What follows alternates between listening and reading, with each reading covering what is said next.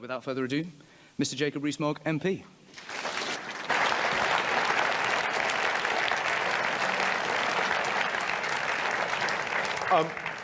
Well, ladies and gentlemen, first of all, thank you very much for inviting me here. I'm delighted to be the guest of Helen Jolliffe, who is a great family friend and godmother to my second son, Thomas. Thomas's godfather is Damien Hinds, who is the local MP here, so I seem to have a great connection, unknown to me before this evening with this part of the world, but Helen is a wonderful, heroic godmother, so when she asked me to come, I was obviously both honoured and delighted to accept. But it's also very appropriate that I should be speaking at Churcher's College, because, as you know, it was founded in 1722 by Richard Churcher to educate local boys in skills needed for service in the merchant navy. And that ties in with the subject of this evening's talk, the UK in a post-Brexit world, because this country has such a history as a trading nation. The merchant navy goes back into the mists of time, trading with foreign nations. And there is a story that Joseph of Arimathea came over to Somerset, as it happens, bringing the infant Christ. Whether that's true, I don't know, but nonetheless, our history as a trading nation goes back a long time. And it's wonderful to think how ambitious Churcher was in 1722 to be setting up a school to encourage those skills, and that we want to be doing the same now. We want to have a bigger ambition for the 21st century than people like Mr. Churcher had for the 18th century. There is a great Brexit opportunity and some really obvious benefits that we can get that will improve the condition of the people. But this is, I think, currently at risk. The negotiations that are about to begin sound as if they aim to keep us in a similar system to the single market and the customs union. Close alignment means de facto the single market. It would make the UK a rule taker like Norway, divested of even the limited influence we currently have. 90% of global trade growth is expected to come from outside the European Union. But we would be tying ourselves to a system that seeks to protect the current declining status quo rather than engaging with the challenge of the next generation. Conformity with EU rules will also prevent us from making meaningful trade deals with other nations where we could secure reduction of the non-tariff barriers and regulatory distortions, which are often worse than tariffs. They impose such high burdens on importers that no one bothers. And they're not there for safety or scientific reasons, but for protectionist ones. No sensible nation would negotiate with the UK for a marginal gain when we would merely be a vassal of the United Kingdom. The customs union is worse. It protects industries that we often do not have and helps continental producers on the backs of UK consumers. The EU-funded CBI, that lover of vested interests, wants it to favour inefficient incumbents against poor consumers. Whether it is a or the customs union, it is a protectionist racket that damages the interests of the wider economy. This would deny us some of the early and easiest Brexit advantages which relate so much to trade, to the ability to trade freely. Economic arguments for one-way free trade, let alone for trade deals, are well known. For example, 21% of people's income is spent on average on food, clothing and footwear. These are the highest tariffed areas in the customs union. 11.8% on clothing, 11.4% on footwear, while food is so heavily tariffed and obstructed that it's almost impossible to import. This hits the poorest in society most. The poorest who spend an even higher proportion of their income, even above the 21% I mentioned, on food, clothing and footwear. The first gain that we can have is by removing all the tariffs on those goods which the UK does not produce, thus giving a real terms income boost, most of all to the poorest in our society. To that group of people who Theresa May spoke about during her famous speech on the doorstep of Downing Street, when she had just kissed hands and become Prime Minister. Just the people Mrs. May wanted to help. I think Mrs. May's words were inspirational and should underpin what the government does. The United Kingdom, though, should be more ambitious than this and take the benefits of the best regulatory models and then challenge for global technological leadership. We know, as I've said already from Mr. Churchill in 1722, that we have long been one of the world's great trading nations. Despite our relatively small geographic size, we are still the second biggest exporter of services and one of the largest foreign investors, the United States being first in both cases. We are an open and welcoming nation, not least to foreign investment. We have both a large stock and regular inflows of foreign investment coming into this country. By some measures, second only to the United States and even bigger than China, excluding Hong Kong and Macau. Such a nation as ours should take responsibility for its own future and become a role model for the rest of the world. Already, 2 of our universities are the best in the world. We have a high-tech sector and are the site of the world's premier financial centre. We must build on this comparative advantage in the knowledge economy.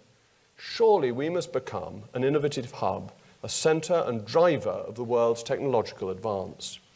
But to do this, we must ensure our regulatory system promotes competition on its merits and thus enterprise. We should succeed or fail based on the quality of our ideas and our capacity for hard work, not on the ability to lobby the government to get regulations or laws to obstruct competition. Our system cannot be tied to regulations that stifle innovation. At the moment, the UK in the European context is the best of a bad bunch. Europe lags far behind other comparable regions in the Global Entrepreneurship Monitor's ranking of the rate of business startups. All we manage is to be the best in a sclerotic Europe. Compared to the dynamism of the United States or Asia, the UK has a long way to go to translate its brain power, its little grey cells, as Hercule Poirot used to call them, into entrepreneurial companies. To build this capacity is to make our nation ready for the next 100 years. In the future, there will be a premium on creativity and judgment in industries that rely on intelligence as opposed to pure manufacturing.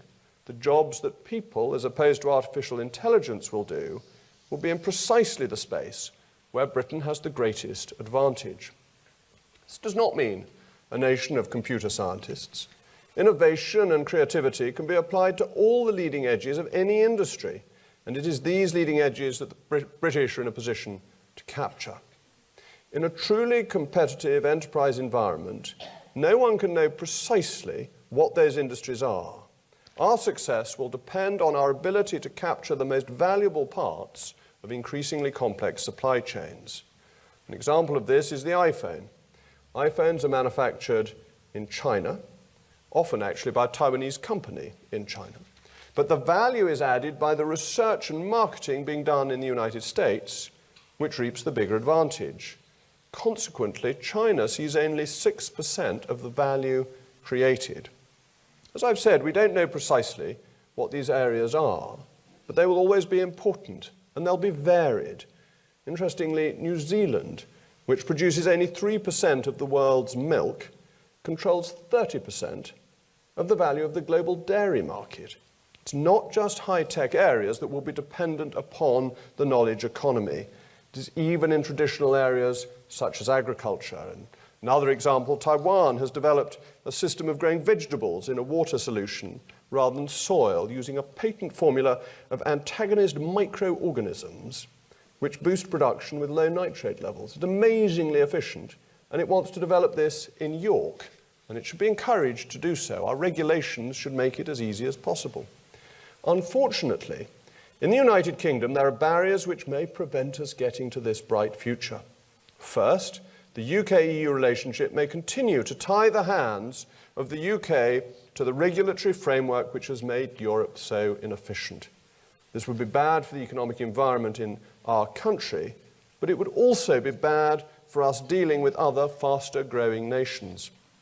A classic example of this is data. If the UK were tied to the European approach to data protection and data flow, which is a very restrictive one, it will limit the ability of our country to embrace the fourth industrial revolution, big data and all that this offers. Without data flow, none of these applications are possible. And it's all very well for UK ministers to extol the virtues of artificial intelligence and high tech, as they are doing probably almost as I speak amongst those great panjandrums in Davos. But no one will take them seriously if they do not have the ability to set their own regulations in this area. The European regulatory system is simply not conducive to the development of entrepreneurial companies. Those companies will continue to come from the United States and Asia. For the UK to be active in this area, it needs regulatory autonomy. As Michael Gove has put it, the EU is analogue in a digital age. Mind you, I'm pretty analogue, but I'll leave that to one side. Second, but I'm in favour of the digital age nonetheless, and I'm on Facebook and all these sorts of exciting things. But that's the key. We need to be, as the United Kingdom, digital in the digital age. Second, the UK must be in a position to encourage pro-competitive behaviour across the globe. Highly developed agreements like the Trans-Pacific Partnership, TPP, represent the blueprint for trade discussions in new areas involving services that rely on the cross-border supply of data. It is noteworthy that the EU was unable to agree to cover new services like these in CETA, whereas TPP members were. In order to do this, the UK must be able to determine its own regulatory system and negotiate freely with others. Third, contracting trade deals is not easy and requires great flexibility. Any restrictions, such as the EU having an effective veto on UK changes of regulation, or the UK instantly losing access if there were any deviation without some pre-agreed mechanism to manage divergence, would take the UK out of the negotiating game. Others would not think it was worth their while to discuss trade deals with us. We would merely appear to be a mini-me version of the European Union and thus be of no interest to other countries. There are disturbing signs that the EU's position on a host of internal market distortions will mean that it is unable to play in this new world. These are data flow, prescriptive regulations like REACH, chemical regulation, the precautionary principle in agriculture, local content rules in broadcasting, which are mainly there to protect unwatchable and usually dirty French films, but we'll leave that to one side. In addition to being unable to discuss new services involving data flow in CETA, the EU would not discuss them in the Trade Services Agreement in the World Trade Organization either, a plurilateral agreement that like-minded countries agreed in order to improve trade in services around the world.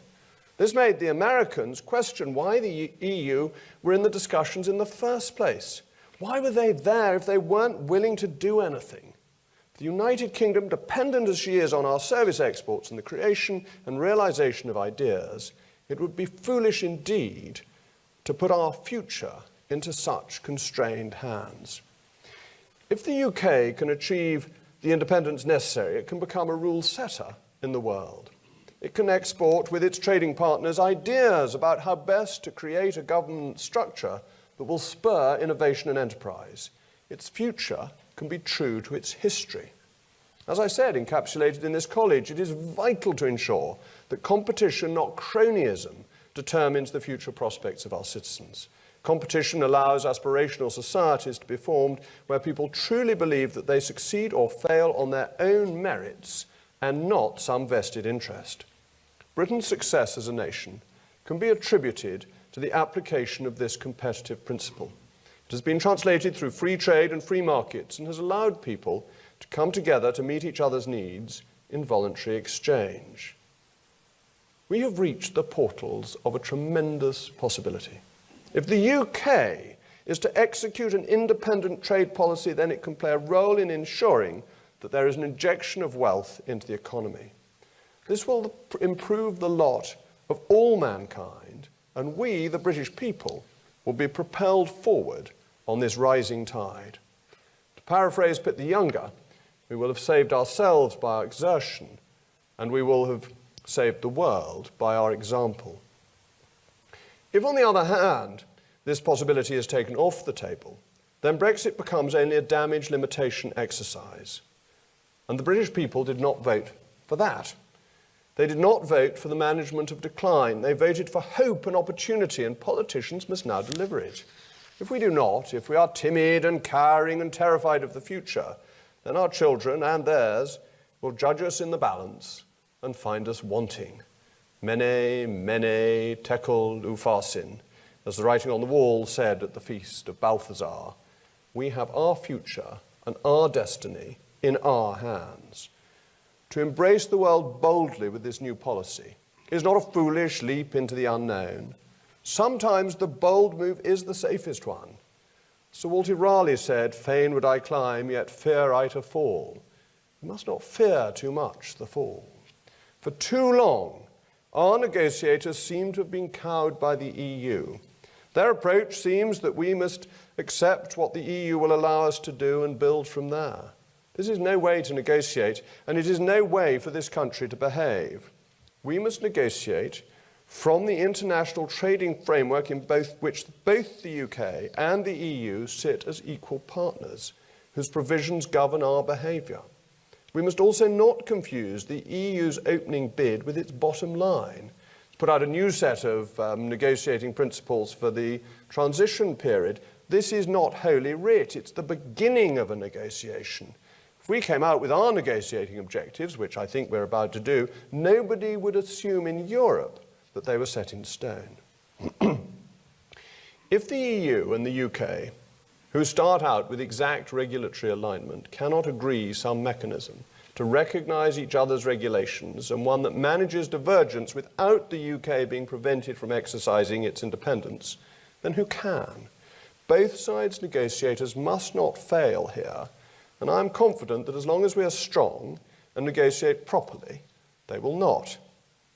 I have talked about who we can be as a nation. We must also understand our particular role in the world at this critical time. The world's economic architecture is stuck, and the UK is expected by the rest of the world to advocate policies that will release its energy, and now is the great opportunity. Bear in mind there has been no concluded World Trade Organization around for 23 years, while indicators show that actual industrial output and global trade are stalled. If the UK is unfettered by the dead weight of the EU, then it will play a role in jump-starting the global economic system.